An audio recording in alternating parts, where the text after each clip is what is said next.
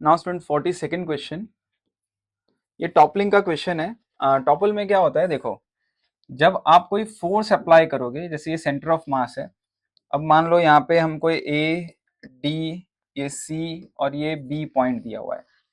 तो centre of mass अगर cube है तो सेंटर ऑफ मास यहाँ से a/2 लोकेशन पे होगा अगर क्यूब है, ठीक है ना। अब हमको ऐसा बोला गया है कि यहाँ से एक फोर्स अप्लाई कर रहे हैं, ये जो डिस्टेंस है दैट इज 3a/4। ओके, ये फोर्स अप्लाई कर रहे हैं तो ये क्या करेगा, जैसे सेंटर ऑफ मास पे फोर्स अप्लाई करेंगे तो ये ट्रांसलेटरी मोशन की कोशिश करेगा। लेकिन अगर आप सेंटर ऑफ मास के ऊपर दोगे तो ये टॉपल करने की कोशिश करेगा। तो टॉपलिंग में क्या होगा, यहां से ये उठना चालू होगा ऊपर। अगर आप ये ना तो ये ऐसे घूमना चालू होगा, यहां से टॉपल करने की कोशिश करेगा। तो ये पॉइंट है, तो हम टॉर्क अबाउट पॉइंट ए लेते हैं। तो टॉर्क अबाउट पॉइंट लेते हैं तो हम ऐसा इमेजिन करते हैं जस्ट टॉपल करने वाला। तो जब आप ये फोर्स अप्लाई करोगे ना तो एक ऑपोजिशन भी आएगा, वो ऑपोजिशन वेट के कारण भी आएगा, ठीक है ना, कि वो उसको रिस्टोर करने की कोशिश करेगा। ये फोर्स उसको टॉपल करने की कोशिश करेगा, एक फोर्स उसको रिस्टोर करने की कोशिश करेगा। आप हमेशा जब टॉपल करोगे ना, ये चीजों को टॉपल करने जाओगे तो आप लगेगा यार ये टॉपल को अपोज करने की कोशिश कर रहा है, वो वेट होगा, ठीक है। तो ये जो टॉपल करने की कोशिश करेगा अबाउट अ पॉइंट ए लें तो डी एफ, तो ये डी कितना है 3a/4 इंटू एफ, और ठीक है ना, और वेट यहाँ पे लग रहा है नीचे। वेट यहां से कितनी दूर है, ये डी और एफ, वो उसको अपोज करने की, रिस्टोर करने की कोशिश करेगा। तो ये डी कितना हो जाएगा a/2 और वेट इज mg, ठीक है ना। ये a/2 पे वेट लग रहा है, ठीक है। बस अभी आंसर हो गया mg a/2, दैट्स इट। तो फोर्स कितना हो जाएगा ये आपका 2/3 mg। अंडरस्टूड। तो ध्यान रखना, एक टॉपल का क्वेश्चन भी पूछा हुआ है तो बहुत सिंपल सा है। टॉपल करने की कोशिश में ये फोर्स टॉपल करने जाएगा तो वेट उसको रिस्टोर करने जाएगा। तो दोनों को बैलेंस कर देना है। जस्ट अबाउट टू टॉपल करने वाले, मतलब टॉपल हुआ नहीं है but just about to topple. आप कोई भी क्यूब को टॉपल करने जाओगे तो आप यू कैन सी दैट आप when you apply a force there is an opposition, that opposition is due to this thing, ठीक है ना, wait. Then this 43 question, a time period of the artificial satellite in a circular orbit is given r is 2 days and in orbital velocity is v naught. The time period of the another satellite in the circular orbit is 16 days। मतलब ये तो कैप्लस का question है। सबसे पहला तो T square is proportional to R cube, ठीक है। So T1/T2 equal to R2, sorry R1/R2 the whole raise to 3/2। तो यहाँ पे R2 क्या हो जाएगा आपका R1 into T2/T1 raise to 2/3 हो जाएगा। सो दिस R1, T2 कितना दिया है अपन को 16 दिया है, ये कितना दिया है 2 दिया है। तो ये आंसर कितना आ जाएगा 4R1 आ जाएगा। तो R2 is 4R1, so that is 4 times of R। तो ये ऑप्शन नंबर 1 और 2 को मैच करते हैं। मतलब अब अपन को ऑर्बिटल वेलोसिटी को भी कंपेयर करना पड़ेगा, ठीक है। हमको ये पता है कि ऑर्बिटल वेलोसिटी की जो फॉर्मूला होती है that is under root of gm/r। So this can further be v1/v2 is equal to under root of r2/r1 हो जाएगा। R2 आपका 4R है, ये R है तो ये 2 टाइम्स हो जाएगा, ठीक है ना। दैट मीन्स आपका v1/v2 2 हो गया। So therefore v2 is equal to v1/2 हो गया।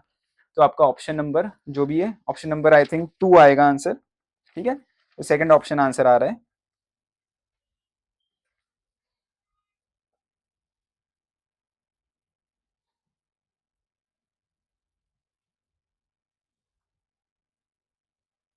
Okay, now 44th question, a smallest division on a main scale of a vernier caliper is 1 mm।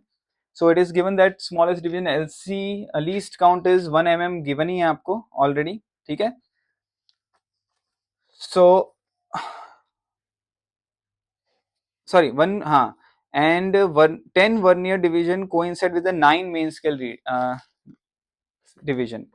तो कल मैंने आपको कॉन्सेप्ट एक बताया भी था लास्ट क्लास में कि इस तरीके से क्वेश्चन पूछते हैं कि n vernier scale division coincide with n+2 main scale division या n+1 या n-1 कुछ भी पूछ सकते हैं। यहाँ पे डेटा देके दिया हुआ है, 1 मेन स्केल डिवीजन की वैल्यू देके रखी है आपको, ठीक है। और उसके बाद least count 10 vernier scale division is coincide with the 9 main scale division, ये भी देके रखा है आपको। ये डेटा गिवन है आपको यहाँ पे। तो ये डेटा कुछ भी चेंज करके पूछ सकते हैं। फिर मैंने आपको समझाया भी हुआ है कि लीस्ट काउंट कैसे करते हैं। तो least count is 1 main scale division minus 1 vernier scale division. So हम यहाँ से वन वर्नियर स्केल डिवीजन की वैल्यू यहाँ उठा के यहाँ पे पुट कर देंगे. So it is 9 MSD upon 10. तो this will become 1 upon 10 MSD. MSD main scale division की स्मॉलेस्ट वैल्यू अपन को देके रखी है 1 mm, वो दिया हुआ है यहाँ पे, ये डेटा भी अपन को गिवन है. 0.1 सेंटीमीटर 1 mm गिवन है. So this will become 0.1 mm. So 0.01 centimetre is the least count. ध्यान रखना, ठीक है ना. सो लीस्ट काउंट कितना हो गया इसका? 0.01 सेंटीमीटर. नाउ आगे क्वेश्चन में देखो, while while the measuring the diameter of the sphere, the zero mark of the vernier scale lies between 2 and 2.1. so 2 and 2.1 के बीच में वो लाई कर रहा है. दैट मीन्स आंसर में 2.1 के पहले वाली वैल्यू होगी और 2 के बाद वाली वैल्यू होगी, ठीक है ना. सो जो मेन स्केल रीडिंग है वो 2 आनी चाहिए. तो रीडिंग हमेशा हमें ये ध्यान रखना है, रीडिंग की फॉर्मूला ये भी हमने क्लास में डिस्कस की हुई है कि 2 जो भी मेन स्केल में हमको दिखता है वो 2 plus n into least count. n क्या होता है? वर्नियर स्केल और मेन स्केल के बीच में जो लाइन कोइंसाइड हो रही है वो वाली रीडिंग लिखनी होती है.